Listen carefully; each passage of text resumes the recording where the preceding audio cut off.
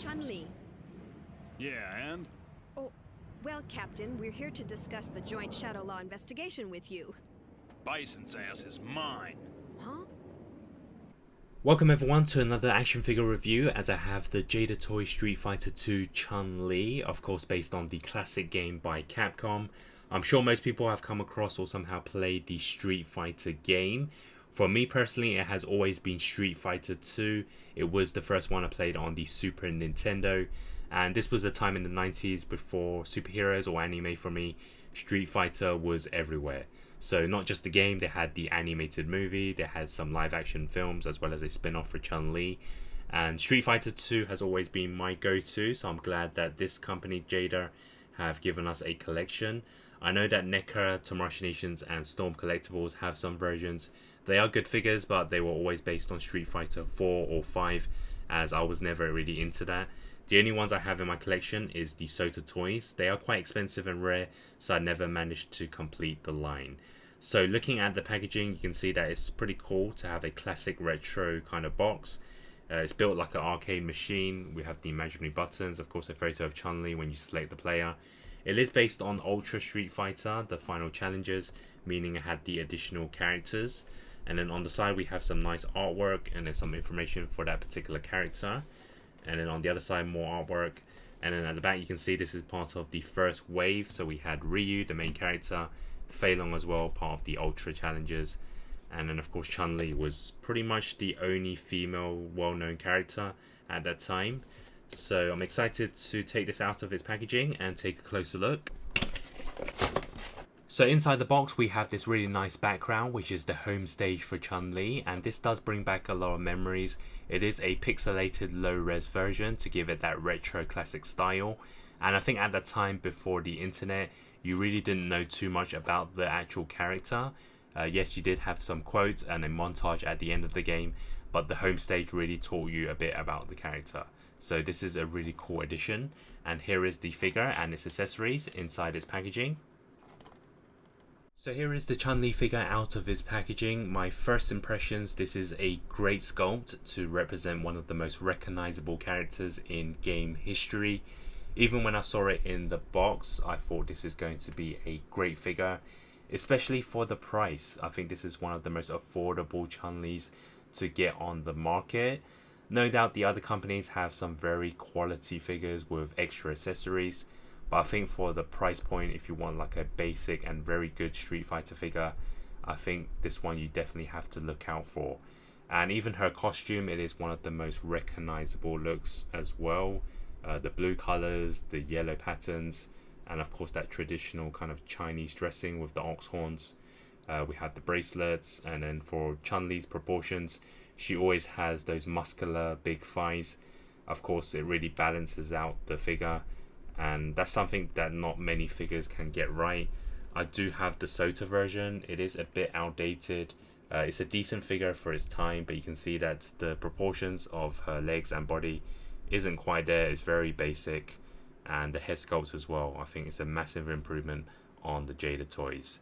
So no doubt this is going to be my main version for Street Fighter 2. And then also we have the Storm Collectibles. It is based on Street Fighter 5. This isn't my personal collection, but you can see the differences. The size is obviously a lot taller for the Storm, and it's a lot more expensive, but they do have the proportions right. No doubt this is a very quality figure, but I think in terms of getting the right balance, adding into my collection, I really like the Jada toys version. And let's bring in the face sculpt as well. I'm not sure if it's meant to entirely base on the actual Street Fighter Ultra Final Challenges game or even the animated movie. It's kind of a neutral look of Chun Li, kind of their own design, but I think it's a pretty decent one. So in terms of first look right out of its packaging, this is a really good figure.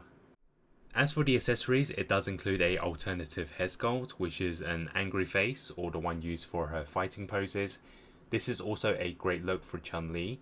Maybe I do prefer the neutral look, but this one is going to go well with some of the other accessories included, so I don't actually mind this. For me personally, I always thought Chun Li had also like a bubbly character, and she was quite cheerful at times, so they could have included like a smiling head sculpt, but I guess for the price point, once again, the one head sculpt extra is their limit. And the only other accessory they included for the actual figure itself was the alternative hands. So we have some open palms, which of course is going to be used for certain poses. So some iconic looks when she of course creates that fireball, which I'll of course get her in a better position later on, but you kind of get an idea. And then for the actual effect, we have a stand, kind of like the Ryu figure, and then we also punch in this blue effect. It's made out of rubber, so you can kind of just twist it into the stand. Here we go. So this is of course a classic kind of look for Chun Li if she can get into some kicking pose. You may even need to put the leg in, or you probably won't need to, but this is just a quick pose for you. This is a real classic, one of her of course favorite moves in the game, so this is a great addition. So there's no actual fireball, they only had to include one again for the limit, and I think this is probably the better choice over the one where she uses with the hands. So yeah, this is a great accessory as well. So now let's test out the articulation of the figure, and I'm going to start off with the head sculpt. So it can rotate left and right, no problem, round and round, and then downwards this much, and upwards motion slightly. And then for the arms, very smooth, side to side, and of course it can go forwards, upwards, backwards, full rotation, very good joint here to go inwards, and then there's also rotation on the arm. And then for the lower half, there is also small rotation, and there's also the bend. And for the bracelets, there's actually a rotation if you want, and then rotation for the hands and a small hinge.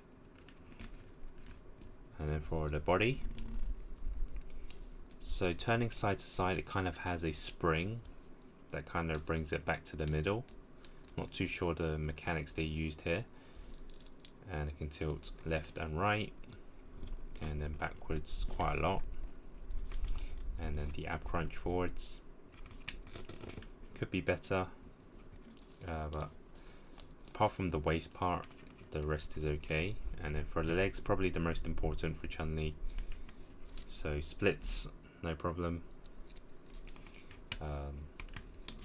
Can kick forwards, backwards, full rotation as you can see on the thighs. And then for the lower half of the legs, they bend backwards. The boots also rotate, and then for the foot, there's a hinge to go upwards and downwards, not much side to side. So the legs is probably the most important one, and I think it's got enough range of movement here for the signature move. So that's the articulation done. So now for the size comparisons, another look at some of the other Chun-Lis from the different lines, with the Sota toys on the left and the Storm collectibles on the right. Here it is next to the Sota toys Ken and Guile, and next to the Sota toys Vega on the left and M. Bison on the right, or Balrog and Vega in Japan.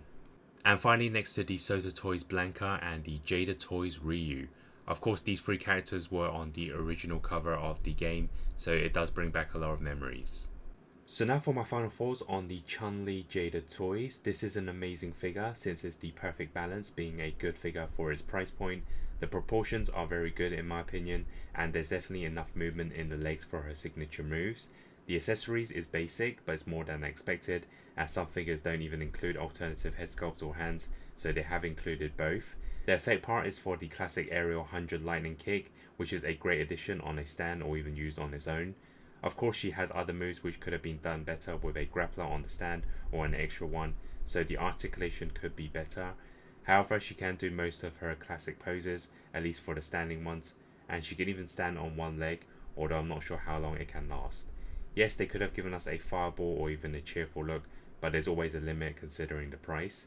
And it's already a big improvement to my Sota version, and it fits well enough with the line 2, scale and look wise. So my overall score is a 9 out of 10. This is a perfect figure in terms of the looks, posability and pure nostalgia. And it's certainly one of the best figures of the year for its price point, at least for me. If you enjoyed this video, also check out my Ryu review. Thanks for watching and see you again hopefully very soon. Ah!